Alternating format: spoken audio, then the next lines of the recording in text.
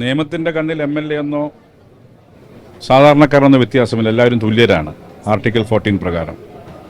ഇതിലിപ്പം Rahul Mankoottam MLA ആണ്, അദ്ദേഹത്തെ arrest ചെയ്തിരിക്കുന്നു. ഇതിൻ്റെ റൂൾസ് ആൻഡ് പ്രൊസീജിയേഴ്സ് പ്രകാരം ഒരു പ്രിസ്ക്രൈബ്ഡ് ഫോർമാറ്റ് ഉണ്ട്. ആ പ്രിസ്ക്രൈബ്ഡ് ഫോർമാറ്റിൽ ബന്ധപ്പെട്ട ഇപ്പോൾ ഡിറ്റൻഷൻ ആണെങ്കിൽ ഡിറ്റൻഷൻ നടത്തിയ വിവരം നിയമസഭയെ അറിയിക്കുക എന്നുള്ളതാണ്. ആ ചുമതല മാത്രമാണുള്ളത്.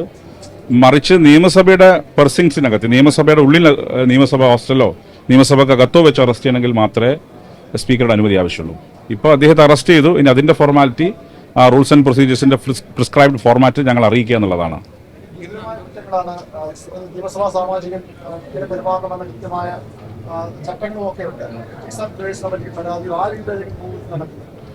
പ്രിവിലേജ് ആൻഡ് എത്തിക്സ് കമ്മിറ്റിക്ക് ഞങ്ങൾ മൂവ് ചെയ്യും.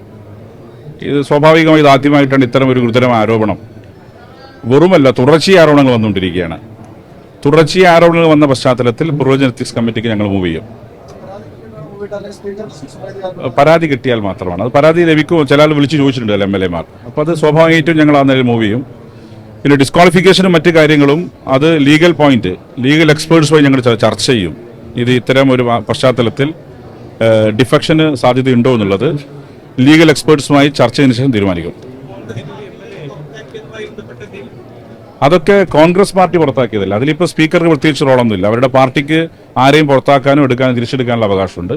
ഒരു വലിയ പാർട്ടി എന്ന നിലയ്ക്ക് അവരെ പുറത്താക്കി. അതിൽ സ്പീക്കർക്ക് റോളില്ല. ഇപ്പം ഞങ്ങൾക്ക് ചെയ്യാൻ പറ്റുന്ന കാര്യം, നിങ്ങളുടെ ചോദ്യം ഡിഫെക്ഷൻ ആണെങ്കിൽ അതിൽ ഞങ്ങൾ ലീഗൽ എക്സ്പേർട്സുമായി കൂടി ആലോചിച്ച് വേണ്ട തീരുമാനമെടുക്കും.